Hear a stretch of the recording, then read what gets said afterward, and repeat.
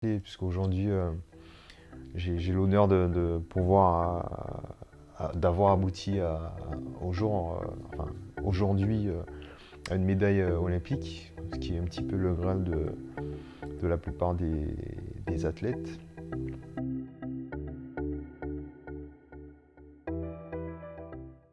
Bah écoute, Jim, déjà je tiens à te remercier de, Écoute, de m'avoir laissé faire une interview de toi. Je voulais t'interviewer parce que déjà on se connaît assez bien et je trouve ton parcours assez très très intéressant vu tout ce que tu as fait, vu tout ce que tu as traversé. Et aujourd'hui en fait, je voulais faire cette interview et que tu nous parles un peu de qui tu es, de savoir un peu ce que tu as fait. carrément. Ok, ok, vas-y, on est là, on va. Je vais te donner un petit peu ce qui me représente aujourd'hui. Euh, comme tu sais, bon, d'abord, ma vie, d'abord, j'ai consacré à l'athlète, puisqu'aujourd'hui, j'ai l'honneur de pouvoir d'avoir abouti au jour, enfin, aujourd'hui, à une médaille olympique, ce qui est un petit peu le graal de la plupart des athlètes. On s'entraîne tous dans l'espoir d'arriver au moins sur un stade olympique et au mieux d'en sortir avec une médaille. Donc c'est pour ça, enfin voilà, ça a été un long parcours, tumultueux et aujourd'hui c'est avec fierté voilà, que je peux regarder derrière moi, me dire bon, c'était compliqué, c'était dur. Après, je pense que dans la plupart des domaines, on n'a rien sans peine, mais ça a été quand même dur. Mais bon, j'ai quand même pu ressortir avec cette chose si convoitée. Bon, la médaille, en fait, au-delà du matériel qu'elle est, elle représente beaucoup et ça permet d'identifier mieux tout ce qu'on a traversé pour y arriver, quoi. Donc, euh, donc oui, c'était long et franchement, ça ne se fait pas. C'est quelque chose qui se fait pas tout seul. C'est, on y arrive pas tout seul. On y arrive avec son entourage, le bon entourage, le meilleur possible. C'est-à-dire déjà le premier entourage, c'est la famille. La famille, c'est-à-dire celle qui va donner les cordes pour le premier souffle en fait pour y aller. Et puis par la suite, il y aura ce qu'on va. Alors, il y aura nous-mêmes, hein, parce que finalement, c'est d'abord c'est d'abord soi qui, qui, qui, euh, qui va chercher la force. C'est-à-dire que si on dit à quelqu'un d'accomplir quelque chose, c'est d'abord avec sa volonté qu'il va y arriver. Donc, euh, il a fallu d'abord faire preuve d'une certaine volonté. La volonté première n'était pas forcément d'avoir une médaille olympique, mais de, de, étape par étape, euh, arriver à un but précis, à chaque fois un nouveau but. Et, euh, et plus les buts, plus on arrive à un but en particulier, ou même lorsqu'on l'effleure, plus on y croit, plus on pense qu'on peut aller plus loin, et cela, bah, ça peut nous amener très loin. Donc, c'est un petit peu ça qui m'a amené jusqu'à jusqu'à la ligne de départ d'une finale olympique. Voilà. Et est-ce que t'as fait troisième aux Jeux Olympiques à Rio, au Santier, et tu peux nous raconter, nous expliquer en fait d'où tu viens, comment tout le chemin que tu as parcouru jusqu'à cette finale et même jusqu'à maintenant en fait. De base, j'ai grandi en Martinique. Je suis né là-bas. J'ai commencé l'athlétisme d'abord en UNSS. Bon, si je dois te dire vraiment où j'ai commencé l'athlétisme, c'est dans les cours d'école, les cours Ah, de récréation, où on se faisait déjà des courses dans les cours avec les copains.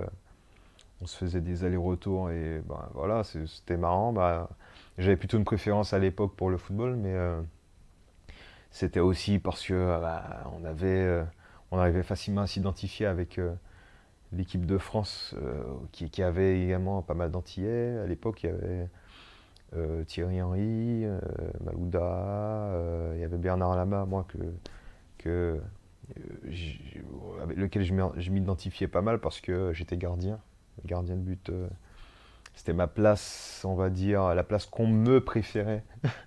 dans l'équipe, pas moi forcément que je préférais. Et c'est vrai que j'aimais beaucoup Bernard Lama. Et, euh, et puis par la suite, voilà, j'ai poursuivi un petit peu le football jusqu'à la catégorie minime. Mm. Et je dirais que bon, le premier choix de l'athlète n'a pas été le mien, c'était d'abord celui de ma mère parce que j'étais dans une équipe qui n'était pas très nulle. Et en tant que gardien, je faisais pas grand-chose en fait. J'étais j'étais souvent en train de jouer avec des brins d'herbe, des fois dos au match. Une fois, ma mère elle est venue me voir, elle a vu ça. Elle m'a dit non, là je vais calculer, je vais chercher un sport où tu seras obligé de bouger. Parce que là, tu es en train de prendre du poids, c'est pas normal. C'est bien bon de manger d'ombré, colombo et tout, mais si on fait du sport, c'est pour que tu sois en forme. Si tu deviens gros, alors que je paie une licence chaque année, c'est juste pas normal. Donc elle a cherché des sports, je suis obligé de bouger. Elle a dit si tu vas dans l'eau, tu bouges pas, tu vas te noyer, donc tu vas faire de la natation. Moi j'aime bien l'athlétisme parce que si tu cours pas, tu fais pas d'athlétisme. Donc tu vas faire de l'athlétisme. Moi j'avais dit non pour l'athlétisme parce qu'à l'époque la discipline que j'aimais le plus en athlétisme c'était le lancer de javelot. Ah ouais? Ouais, D'accord. j'aimais ça juste parce que je voyais le javelot voler et tout. Enfin, c'est des rêves de gamin. Et, euh, et puis donc le jour où ça devait se faire, on devait aller s'inscrire, prendre les licences pour ces deux sports respectifs, c'est-à-dire l'athlé et la natation. Euh, non, ouais, non, d'abord l'athlé et moi du coup j'avais dit non à ma maman pour la natation, j'avais dit non à ma maman pour l'athlé.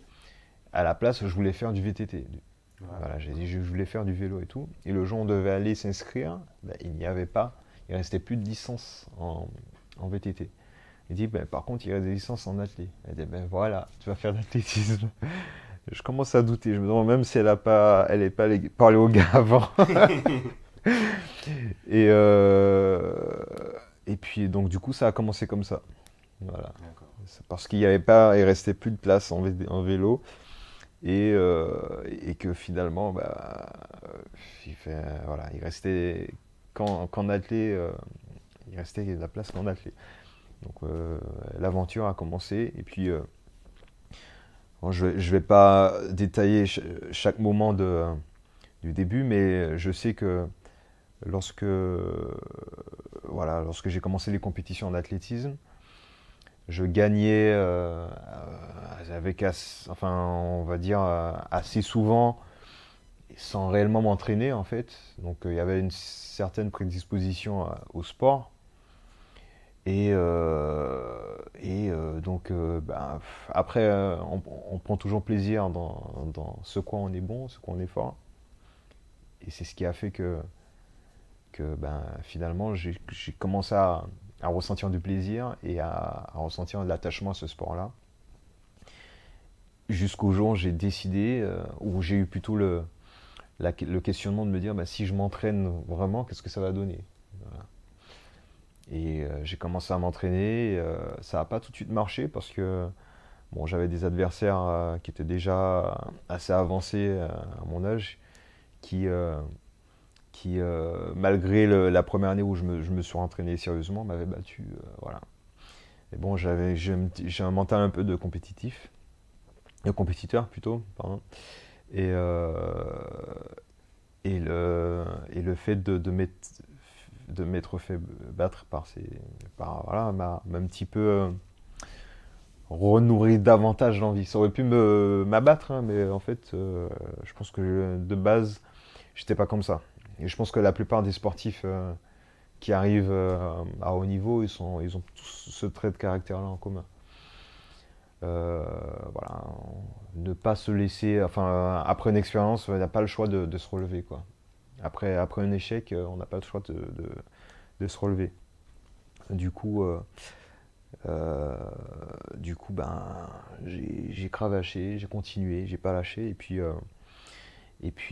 d'année en année, j'ai progressé jusqu'à devenir le meilleur hurdler en Martinique. Euh, les possibilités on va dire, de développement dans mon projet étaient limitées en Martinique. J'ai dû partir en France. Partir en France pour intégrer un pôle qui était d'ailleurs le pôle d'Aubonne, le CDFAS à l'époque. Et bon, c'était un départ, la transition un petit peu rapide, mais c'était un départ qui était très difficile. Parce que bon, je suis né en Martinique et j'ai quitté le cocon familial finalement à 17 ans. Donc je passe enfin voilà, je passe du tout au tout. En Martinique où j'étais encore en famille, en France où j'étais livré à moi-même, et c'était une transition très difficile, et je pense que ce qui m'a fallu beaucoup de temps quand même pour digérer tout ça, et, euh, et repartir dans la dynamique de progression jusqu'à arriver à ce que j'ai fait aujourd'hui, quoi. Ok, donc c'est Ouais. vraiment tout un cheminement pour Ouais. arriver là où tu es aujourd'hui. Et justement, tu disais que au tout début, tu disais que tu avais eu une belle victoire au JO et tout. Du coup, c'est tout ça qui t'a permis d'arriver là, toutes ces difficultés, le fait d'être parti, de quitter la Martinique pour la métropole en plus. Ouais. C'est vraiment très deux univers différents. Et t'avais toujours cette idée où tu pensais toujours que tu allais arriver jusqu'au JO et faire une médaille, ou pour toi c'est arrivé comme ça. Ah non, j'ai pas du tout. Moi, j'ai toujours pris une étape après l'autre. C'est-à-dire que je ne regardais pas plus loin de ce qu'il y avait devant mon nez, hein. C'est-à-dire que s'il y avait les championnats de France, mais il fallait que je les gagne, fallait que je fasse tout mon possible pour être le meilleur, pour avoir le meilleur niveau possible pour les gagner. Si j'avais ensuite derrière les championnats d'Europe, ben, je passais à l'objectif des championnats d'Europe. Il fallait que je donne le meilleur de moi-même pour gagner les championnats d'Europe. Et ainsi de suite. Et une fois la saison terminée, c'est vrai que je pensais à la saison prochaine. D'accord. Mais je pensais pas en 2006, je pensais pas à 2016, hein. Enfin, c'était loin. Enfin, je suis sûr que je savais même pas qu'il y avait les Jeux en 2000. Enfin, c'est pas que je savais pas, mais j'avais pas calculé qu'il y avait les Jeux en 2016, quoi. Enfin, j'étais un petit peu naïf et buté dans l'objectif qu'il y avait devant mon nez, quoi. C'est tout. Et en fait, j'ai fait en sorte de. En fait, je pense que c'est aussi cette mentalité-là qui m'a fait ne jamais m'arrêter sur mes acquis, quoi. Je cherchais toujours un moyen de progresser. Voilà, qu'est-ce qu'il faut que je fasse? Il faut que je dorme plus tôt? Est-ce que techniquement ça allait? Est-ce que je mange mieux? Est-ce que, euh, je sais pas moi, je gère bien mon hygiène de vie en général? Qu'est-ce qui se fait à l'étranger? Qu'est-ce qu'il faut? Enfin voilà, je me pose. C'était un questionnement incessant. Et dans voilà, l'objectif, ouais, dans le but de vraiment arriver à être le meilleur possible à chaque fois. Et donc comme je savais que ben voilà, il y a un certain niveau à l'étranger, je me suis dit, bon, à l'époque, les hurdlers qui couraient en 13-20, je trouvais ça mais, presque inaccessible. Et voilà, je me suis quand même posé la question, comment faire? Je ne me posais pas la question tous les jours, je m'entraînais simplement. J'essayais de donner le meilleur de moi-même à chaque fois, et puis essayer de voir ce qui fait que ben, enfin, ils arrivent à avoir ce niveau, quoi. D'accord, donc c'est vrai, c'est vachement intéressant. C'est vraiment quelque chose qui est venu comme ça en fait. Ouais. Et du coup, toi, sur ton chemin en tant qu'athlète, mais aussi en tant qu'homme, parce qu'il faut aussi as dû gérer les deux. Comment tu as fait lorsque tu as eu des difficultés ou que tu as échoué lors d'une course ou comment toi tu gérais ça comment tu gérais ça toi? Ben, alors le truc aussi, hein, c'est plus on a d'envie et plus dur est l'échec, hein, je veux dire. C'est-à-dire, ouais, c'est ça. C'est être athlète de haut niveau, c'est savoir aussi gérer ses émotions. Et lorsqu'on a de grandes envies, les échecs sont très très très difficiles. Très très difficiles. C'est proportionnel à l'envie, quoi. Donc en gros, si il y a des échecs que j'ai plus mal vécu que d'autres, il y a des échecs où les échecs les plus durs à gérer, ce sont les échecs qui s'enchaînent, quoi. Euh, ou alors les échecs qui ne se faisaient pas forcément attendre. Ouais. Et des fois, on arrive on fait une bonne saison et puis on arrive à la fin de la saison, il y a un échec, quoi. C'est l'échec on a l'impression que tout a reposé sur ce moment-là. Par exemple, ça peut être un faux départ ou alors ça peut être pour ma part, c'était un faux appui en finale du championnat d'Europe, par exemple, où je trébuche en finale du championnat d'Europe et que je finis quatrième à 2 centièmes du premier. Je me dis, mais voilà, en gros, il faudra que tu attendes 2 ans pour revenir dans une configuration de finale championnat d'Europe. Ou alors, l'année d'après, je fais la meilleure saison de ma vie, enfin de ma vie à l'époque, où je fais des performances suffisamment fortes pour être parmi les meilleurs mondiaux. J'ai même battu à l'époque une légende qui s'appelle Liu Xiang, le chinois qui était recordman du monde, qui avait déjà fait le record du monde. Donc, Ouais, d'avoir été entre lui et David Oliver qui fait la meilleure performance mondiale, ça donne un capital confiance. Je me dis, ouais, là, je suis peut-être commence à rentrer dans la cour des grands, quoi. Donc, enfin, la cour des grands, ce que j'appelle la cour des grands, c'est faire des chronos enfin, internationaux. Là, pour moi, les grands, c'est encore ceux qui font des médailles en tant que médailles, enfin voilà, des médailles dans des grands championnats avec des gros chronos et tout. Voilà, ce que j'appelais la cour des grands à l'époque, c'est savoir faire, être être dans la partie, quoi, être dans le jeu, quoi. C'est ça en fait. Et donc voilà, j'ai fait une saison, une superbe saison. Et puis, j'arrive à l'issue de cette saison, c'était les championnats d'Europe en salle. J'arrive en finale et là, je me fais avoir par un adversaire qui tremble sur les starts. On a des starts avec ressort, donc ils font certains clappements. En plus de ça, on a un bruit électronique, donc c'est pas trop à quel bruit s'attendre, puisque toute la saison, on part avec un coup de pistolet. Et là, le bruit m'a totalement déstabilisé. Je perds contact avec le starting block. Et pile à ce moment-là, le starter me donne le coup de feu. Donc là, je me prends un dixième, quoi. Le temps de reprendre un contact, et voilà, sachant qu'à l'époque, mon point fort était surtout le départ. Et donc, les championnats d'Europe d'avant, faux appuis, plus là, on commence à se poser des questions. Ça, c'est des moments qui sont durs à gérer parce que ça s'enchaîne, quoi. Et puis, on a l'impression de pas maîtriser ça. Voilà, donc, comment j'ai géré ça? Franchement, je peux pas donner d'autres réponses qu'avec le temps. Voilà. d'accord. J'ai pas, c'était très dur, hein, au début et tout, mais il y a que le temps de retrouver ma famille, de voir autre chose, de passer à autre chose à un moment donné, pour revenir, un petit peu recharger, psychologiquement et pour revenir. Et puis, c'était pas fini, hein. Derrière, j'ai quand même enchaîné pas mal de galères aussi.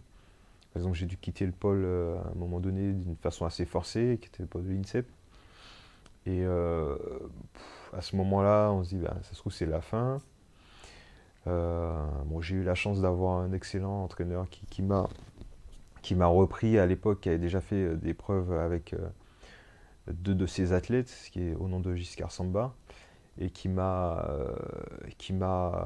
clairement rebalancé la carrière, quoi. Donc, euh, il a su, euh, il a su exploiter ce qu'il avait à exploiter, et, euh, et il a su un petit peu me développer euh, comme d'autres n'ont pas pu le faire. Donc, grâce à ces rencontres, j'ai pu construire quelque chose quand même de ma carrière d'athlète, parce que jusqu'à là, je n'avais pas encore fait de médaille internationale, hein. J'avais fait que des titres. Non, même pas. Si, j'avais fait un titre de champion de France. J'avais fait un titre de champion de France élite et des médailles de vice-champion de France. Voilà. Même en jeune, j'avais pas eu de chance. J'ai enchaîné énormément de galères en jeune. Et en championnat, j'ai eu des rages de dents, des trucs qui ont rien à voir. Ou alors, j'ai comment dire, des circonstances au niveau du climat et à se poser des questions. Par exemple, je cours ma série, c'était un des championnats d'Europe jeunes, je crois que c'était les championnats d'Europe espoir, où dans ma série, c'était au qualif, je me prends -4 devant, et il y avait deux courses, ils ont supprimé les séries. Il y avait deux demi-finales pour la finale, donc c'est très piège ces trucs-là, où je me prends -4, et la série d'après, ils ont +1,5. Voilà. Et premier pas pris pour, euh, pour un centième. Pour un centième. Et en plus de ça, c'était mon pote. Donc, à la fois, je suis content pour lui, mais à la fois, je me dis, putain, mais c'est quoi ça? Pourquoi ça m'arrive à moi? Enfin, bon, voilà.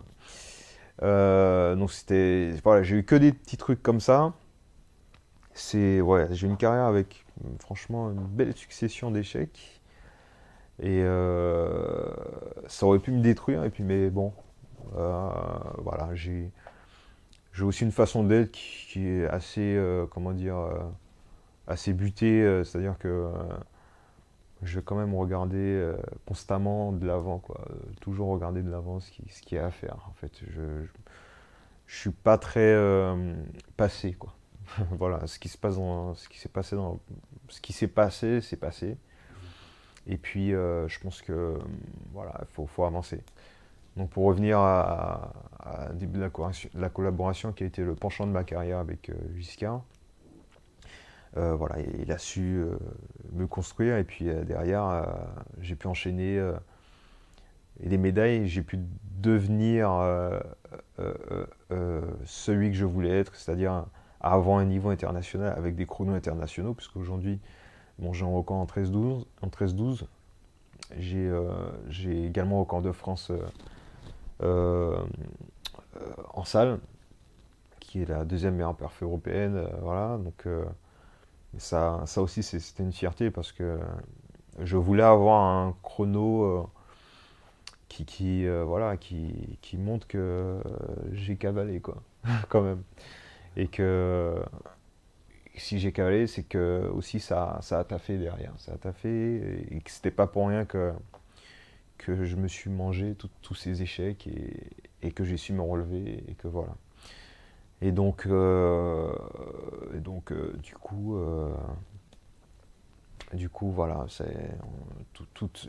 pendant cette période-là avec Giscard, on a travaillé vraiment. Il m'a apporté un max. Je pense que je lui ai apporté aussi, on va dire, cette envie-là de se dépasser avec moi, et on en est arrivé à là. Voilà. D'accord, c'est vachement intéressant parce que genre, t'es parti d'un certain point, Ouais. t'étais en Martinique et t'as jamais lâché en fait. Et t'expliquais que t'as eu plusieurs difficultés, t'es toujours revenu, t'as eu des échecs assez durs. Et là aujourd'hui, bah, t'en es où t'en es. Et on sent que c'est une vraie fierté en fait. Ouais. Et bah, c'est cool. Ouais, C'est ouais, cool. ouais, franchement, c'est, euh, c'est, comme tu dis, hein, c'est cool, mais c'était, je pense que pour arriver, pour arriver à se dépasser, je pense qu'il faut juste avoir une façon d'être en fait. C'est juste avoir une façon d'être. Quelle que soit on a tous nos propres motivations. Je pense que la façon d'être est assez commune, quoi. C'est avoir une volonté précise sur quelque chose à chaque fois, mais que c'est une volonté presque inébranlable. Et c'est-à-dire que même si, voilà, peu importe les échecs, il y en a, c'est le sens inverse, hein. Des fois, le sens inverse, il est plus dur à gérer. Le sens inverse, c'est quoi? Ils vont tout de suite perfer, ils vont tout de suite faire des trucs bien, et puis à un moment donné, ils vont avoir un blocage. Et puis et tout le reste, 80% du reste de la carrière, ça va être des galères. Ce côté-là est très très très dur à gérer parce qu'au final, on vit que dans le passé, du coup, on vit dans une image de soi passée, quoi. Et je pense que de vivre dans ça, c'est quelque chose aussi qui est difficile à gérer. Moi, j'ai été plutôt. J'ai beaucoup galéré au début, mais au moins ça montait. Au moins, progressivement, j'ai eu la chance de chaque année quasiment battre mon record. Il n'y a qu'en 2013 où j'ai stagné, j'ai pas battu mon record. Mais voilà, j'ai eu la chance de monter crescendo, comme ça. Donc, C'est ouais, après où ouais, tu as été récompensé, donc c'est cool. ouais, Ça fait plaisir d'entendre ouais, ça parce que t'as pas lâché et ouais, t'as eu ce que tu méritais. ouais, ouais. Ah ben ouais, Et c'est, ça me fait vraiment plaisir que tu partages ça parce que voilà, souvent, les sports, enfin, souvent de l'extérieur, on n'imagine pas tout ce que les sportifs ils endurent, tu vois. ouais, Et notamment l'athlétisme où c'est un sport ingrat ouais, et ouais, t'es quasiment 95% du temps à t'entraîner, à te ouais, faire mal. Et dans l'année, tu dois avoir 5 ou 10 compètes. ouais, ouais, Il y en a peut-être 2 ou 3 qui sont importantes. Et ouais, enfin, tu te rates en fait. ouais, ouais, ouais. Ouais, je pense que en fait l'athlète, pour réussir à totalement apprécier ce sport-là, faut d'abord avoir envie, enfin envie ou alors plutôt, faut d'abord apprécier chaque facette de sport, c'est-à-dire le mode de vie d'un athlète, se lever. En fait, il faut tout apprécier, de devoir se donner une hygiène de vie, une organisation. Je pense que c'est tout ça qui doit être apprécié et non pas forcément que le résultat. En fait, c'est parce qu'au final, lorsqu'on a un résultat, c'est pas forcément le résultat qui nous plaît, c'est plutôt tout ce qu'on a traversé pour y arriver. Quand un athlète passe une ligne et qu'il a réussi à être champion du monde, voilà, il y a souvent un cas où voilà, il tombe, on voit qu'il lève les yeux, ben, on sait très bien à quoi il pense. On imagine très bien à quoi il pense, c'est-à-dire j'y suis arrivé. Donc j'ai traversé vent et marée. J'aurais pu couler, j'aurais pu me perdre, je sais pas, j'aurais pu tomber sur quelque chose, sur un piège ou quelque chose comme ça, dans une impasse. Et ben non, là, en fait, j'y suis arrivé. Donc, en fait, c'est tout qu'il y a derrière qui manifeste la joie. Et même si on n'est pas, même si on n'arrive pas à cette, à la course qu'on aimerait avoir réussi à l'issue de chaque saison, on devrait déjà être fier d'avoir pu arriver, par exemple, à s'exprimer maintes fois pour au moins arriver, par exemple, au championnat qui était visé ou quelque chose comme ça. Voilà, c'est-à-dire que j'ai déjà passé énormément d'étapes que beaucoup n'y sont pas parvenus, quoi. D'accord, mais Mm. c'est cool. Ouais. Je te remercie d'avoir partagé ça. L'interview va se terminer et vraiment, je tiens à te remercier Mais écoute, d'avoir partagé ton expérience et tout ce que tu as vécu. parce que c'est très fort, c'est très intéressant. Donc merci à toi, Mais dis-moi. écoute, il n'y a pas de souci, Yannick. Merci à toi.